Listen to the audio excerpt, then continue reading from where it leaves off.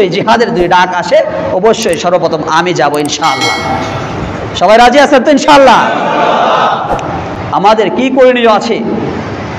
আমার তো অস্ত্র নাই, আমার তো শক্তি নাই, সেখানে গিয়ে আমি জিহাদ করব। আল্লাহ সুবহানাহু ওয়া তাআলা বলেন, ওমা লাকুম লা তুকাতিলুনা ফি সাবিলিল্লাহ, তোমাদের কি হলো তাদের সাথে তোমরা এখনো জিহাদ করতে পারতেছো না। সে শিশু নারীগুলো আমাদেরকে ডেকে ডেকে বলে, তোমাদের কি হলো তাদের সাথে এখন তোমরা জিহাদ করতে পারতেছো না। আল্লাহ নবী সাল্লাল্লাহু আলাইহি ওয়াসাল্লাম বলেন, যার দিলের ভিতরে জিহাদের তামান্না নাই, যার দিলের ভিতরে শহীদ হওয়ার তামান্না নাই, সে কাপুরুষ, সে মুনাফিক। কথা তিতা লাগলেও এটাই সত্য, যার দিলের ভিতরে শহীদ হওয়ার তামান্না থাকে না, জিহাদে যাওয়ার তামান্না থাকে না, সে কাপুরুষ তো কাপুরুষই, সে মুনাফিকের খাতায় আছে। জিহাদের হুকুম আল্লাহ সুবহানাহু ওয়া তাআলার পক্ষ থেকে এসেছে। জিহাদের হুকুম আল্লাহ তাআলার পক্ষ থেকে নির্ধারিত ফরজ বিধান। সেই জিহাদের কথা যদি এখন কোনো মসজিদের মিম্বার থেকে বলা হয়, মসজিদের মিম্বার থেকে জিহাদের কথা বললে মনে হয় হুজুর জঙ্গিবাদের সাথে জড়িত। নাউজুবিল্লাহ বলবেন না? জোরে জোরে বলেন নাউজুবিল্লাহ।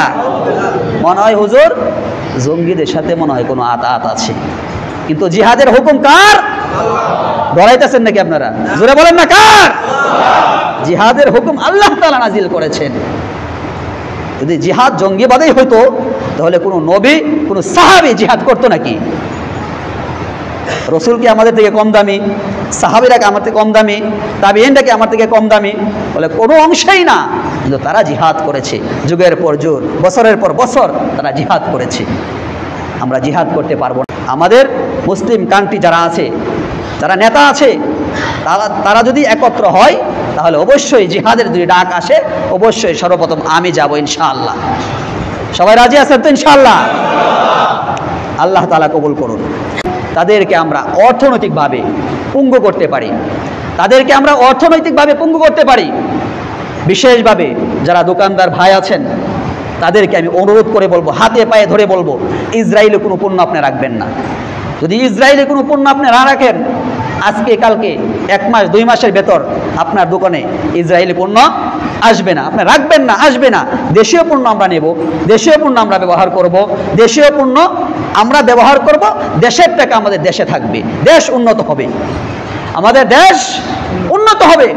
এই জন্য ইসরায়েলের সমস্ত মালামালগুলো, সমস্ত পণ্যগুলো আমরা বয়কট করবো আজকে থেকে ইনশাআল্লাহ। পারবো তো ইনশাআল্লাহ? এটা আমার, আপনার, আমাদের সবার ইমানের দায়িত্ব, ইমানের দাবি, এটা আমাদেরকে করতে হবে।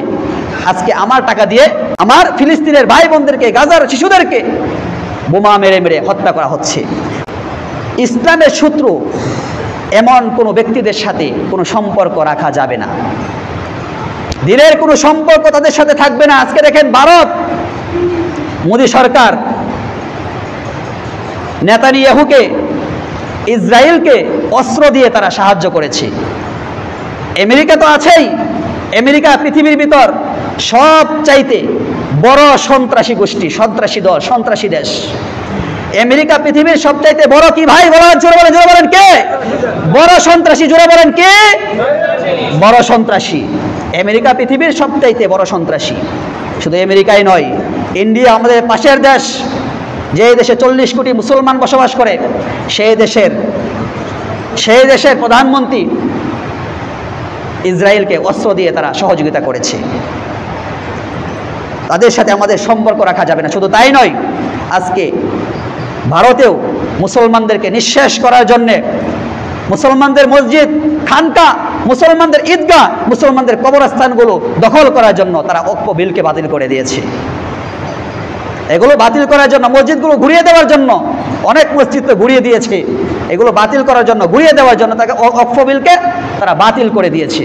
আল্লাহ তাআলা বলেন, ওয়াতাসিমু বিহাবলিল্লাহি জামিআ ওয়ালা তাফাররাকু, তোমরা শক্তিশালী একতা গড়ে তোলো, পৃথক হও না, তোমরা আলাদা হও না। ওয়াতাসিমু বিহাবলিল্লাহি জামিআ ওয়ালা তাফাররাকু, আলাদা হলে যেরকম মহিষের দল থেকে একটা মহিষ আলাদা হয়ে গেলে সিংহ বাঘ তাকে আক্রমণ করতে সাহস পায়, যদি আমরা একতাবদ্ধ থাকি, আজকে প্রত্যেকটা মুসলমান দেশ, 58টা মুসলমান দেশ একত্র হয়ে ইসরায়েলের বিরুদ্ধে অ্যাকশন নিত, তাহলে তারা ইঁদুরের গর্ত পাইতো না খুঁজা পলানোর জন্য। ঠিক কিনা বলেন? আজকে আমরা একতাবদ্ধ হতে পারতেছি না।